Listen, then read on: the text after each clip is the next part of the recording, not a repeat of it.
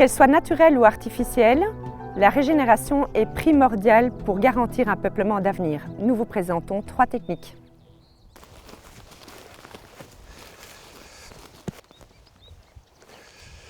Bonjour Dominique. Bonjour. On est ici dans votre propriété de Waha, donc on est dans la Famenne. C'est une propriété que vous avez acquise en 2013 et vous aviez beaucoup de travaux de régénération à ce moment-là. Est-ce que vous pouvez nous dire dans cette parcelle-ci ce que vous avez entrepris? Au départ, c'était une mise à blanc d'épicéa en 99. Et moi, j'ai racheté ça donc en 2013, donc il y avait déjà 7 ans de régénération. Quel type de girobroyage a été réalisé? Un girobroyage par tracteur sur roue, qui pour moi est plus risqué que pour le tassement du sol que sur chenille. Donc ici, j'ai fait des plantations classiques au départ, parce que vu les formations qu'on donne dans les écoles, on propose toujours le classique en ligne. Donc j'ai planté des mélèzes d'Europe, 2 mètres sur 2,50 mètres, parce qu'il y a énormément de dégâts de gibier. Et bon, ici, vous voyez une plantation de mélèzes pure, mais que j'ai quand même entourée de pins et de chênes un peu plus loin. Et tout autour, c'est de la régénération que j'ai laissée naturelle ou j'ai simplement dépressée.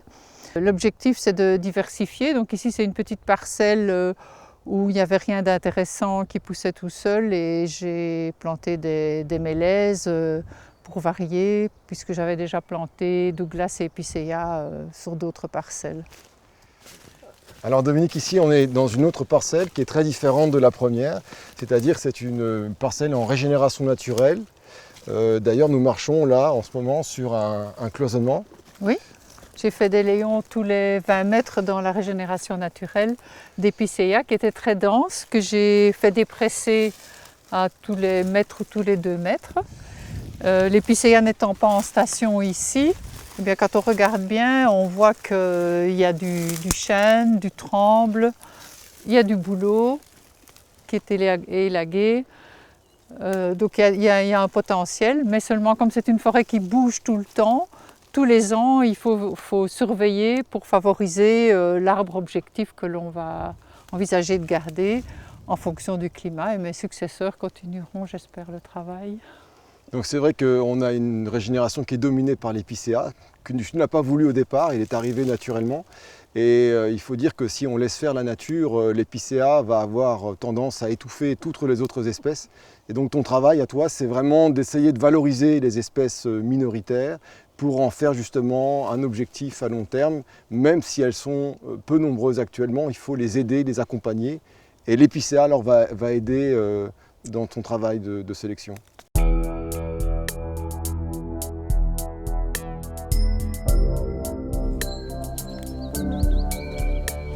Tiens, ben regarde, ici c'est une parcelle où il y a 3/4 d'épicéa et 1/4 Douglas. Et on voit que les Douglas sont vraiment petits, malades. Et on peut comparer avec la parcelle un peu plus loin. Regarde, cette parcelle-ci, on a travaillé le sol en ligne après le girobroyage. On a fraisé le sol et on a planté les mêmes plants. Et voilà, et ceux-ci sont nettement plus grands. Ils sont malades aussi, mais beaucoup moins.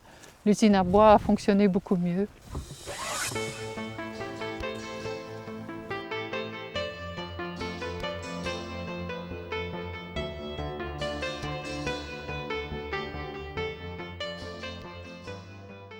Donc voilà, ici la situation est un peu différente de ce qu'on a vu précédemment, puisqu'ici on est dans une cellule de plantation, d'enrichissement au sein d'une régénération naturelle, mais qui est beaucoup plus clairsemée que précédemment.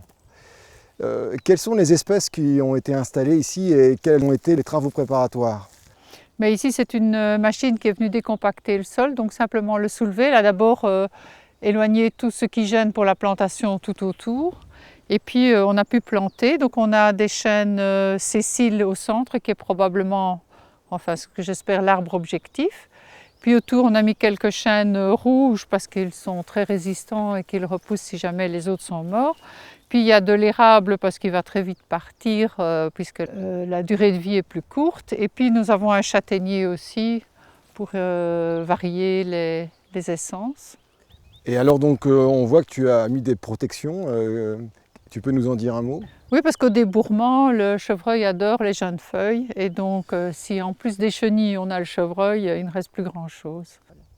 D'accord, donc une grande diversité d'espèces au sein de cette cellule pour un arbre objectif et à peu près un espacement entre les cellules qui va être de quel ordre? 15 mètres en général, puisque un chêne tous les 15 mètres. D'accord.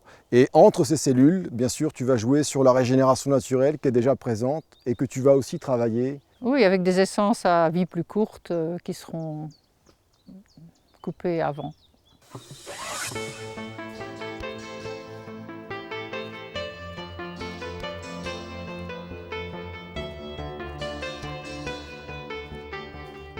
Nous voici au terme de cette capsule dédiée à la régénération. Nous avons parcouru 3 systèmes différents de régénération. Donc d'abord la plantation avec une plantation de mélèzes, donc des espèces, une espèce unique sur une seule étendue. Ensuite, nous sommes passés à une régénération naturelle avec beaucoup plus de diversité, des espèces qui n'étaient pas forcément adaptées à la station. Donc attention à vérifier que les espèces qui sont présentes spontanément sont adaptées à la station et au climat. Et puis enfin, un système intermédiaire intéressant, celui de l'enrichissement par cellules, qui permet justement à la fois de tirer parti de la régénération naturelle et de cette diversité, mais également d'installer des espèces inexistantes au départ qui ont un potentiel pour l'avenir de la forêt.